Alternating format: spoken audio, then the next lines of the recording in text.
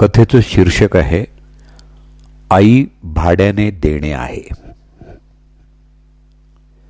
सुनीता ही न्यूजपेपरच्या ऑफिसमध्ये जाहिरात विभागात काम करत होती. नेहमीप्रमाणे आज देखील ती आलेल्या जाहिरातीची व्यवस्थित मांडणी करून ती प्रिंटिंग विभागाकडे प्रिंटिंगला पाठवण्यात बिझी होती. अचानक तिच्या टेबलजवळ 60 वर्षाच्या वयस्कर काकू येऊन उभ्या राहिल्या. सुनीताचं त्यांच्याकडे लक्ष गेलं. तिनं काकूंना बसायला चेअर दिली. त्या थकल्यासारख्या आणि हताश दिसत होत्या. त्यांना धापही लागली होती. तिनं लगेच त्यांना प्यायला पाणी दिलं. थोडं थांबून त्या म्हणाल्या, मला एक जाहिरात द्यायची आहे. सुनीतानं विचारलं, कशा संदर्भात आहे काकू तुमची जाहिरात? तुम्ही सांगा. मी पहिल्यांदा कच्चं लिहून घेते आणि मग आपण फेर करूया. त्या थोडा वेळ घुटमळल्या. मग कसा तरी आवंडा गिळत अति दुःखानं सदगतीत स्वरात म्हणाल्या, आई भाड्याने देणे आहे. सुनीताचा हात एकदम थबकला. तिचा आपल्याच कानांवर आणि काकूंच्या बोलण्यावर विश्वासच बसत नव्हता. काकू, तुम्ही हे काय वेड्यासारखं बोलताय? आईला कधी कुणी असं भाड्यानं देतं का? काकू मात्र पुढं बोलत होत्या. सुशिक्षित, प्रेमळ, मुलांचा सांभाळ करेल, अपेक्षा, 2 वेळचं जेवण आणि राहायला छत, बस, आणखी काही नको. असं म्हणत काकूने डोळ्याला पदर लावला. पुढचं त्यांना बोलणं शक्य होत नव्हतं आणि अश्रूंचे उघळ मात्र गालावरून वाहणं थांबायचं नाव घेत नव्हते. सुनीता लगेच चेअरवरून उठली. काकूंच्या पाठीवरून प्रेमानं हात फिरवला आणि म्हणाले, काकू चला आपण बाहेर बसून बोलूया. काकूनं घेऊन ती आपल्या कार्यालयाच्या बाहेर असलेल्या मोकळ्या जागेतल्या झाडाखाली आली. काकूंचा हात हातात घेऊन ती म्हणाली, काकू आता मला सविस्तर सांगा, इतका जगावेगळा टोकाचा निर्णय का घेतला तुम्ही? आता काकू एक उसासा टाकून बोलू लागल्या. माझं नाव अनुराधा जोशी. मी 16 वर्षाची असतानाच माझं लग्न झालं. घरात मोठे असल्यामुळं सगळी जबाबदारी माझ्या ह्यांच्यावर होती. ह्यांची अर्धांगिनी म्हणून मी पण ती आनंदानं स्वीकारली. 3 भाऊ 2 बहिणी, सर्वांचं शिक्षण, लग्न केलं. मात्र लग्न होताच सर्वांनी आपापली बिऱ्हाडं वेगळी थाटली. खूप वाईट वाटलं, खूप वाईट वाटलं. पण हे म्हणाले, अगं आपले 2 मुलं, मुलगी आहे ना, हां, ते कधीच आपल्याला अंतर देणार नाहीत. कशाला काळजी करतेस तू? तिघांचीही लग्न झाली. सुना जावई आले. घरात खूप आनंदी आनंद होता आमच्या. आणि एक दिवस हार्ट अटॅकचं निमित्त झालं. हे सुद्धा सोडून गेले.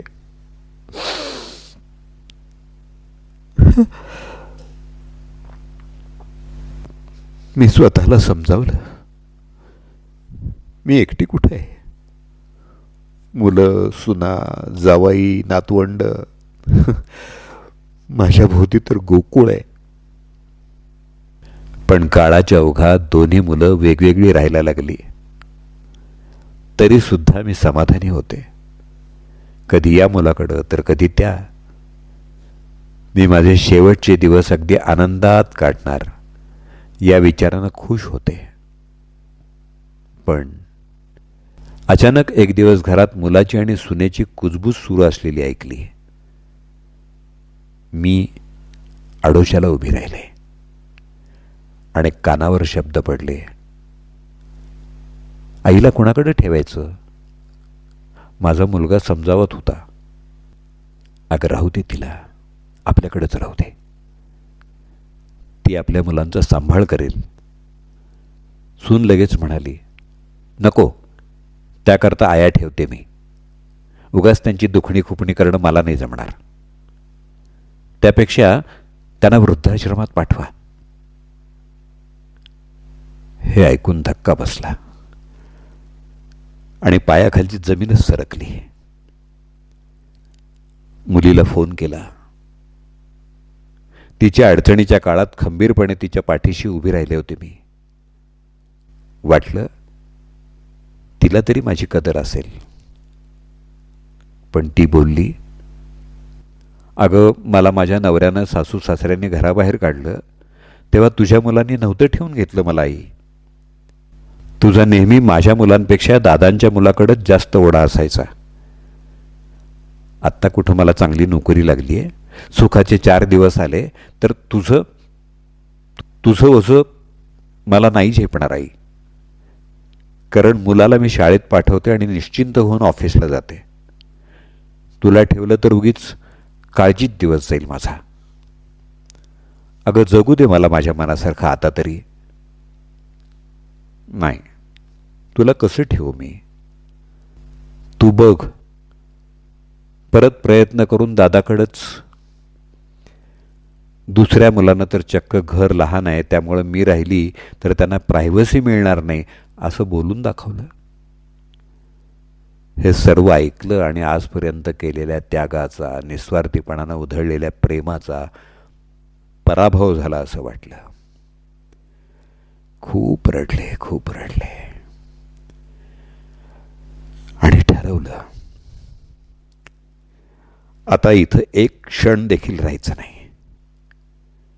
कुणाला तरी माझी गरज असेलच, एका आईची. म्हणून मी इथं आले.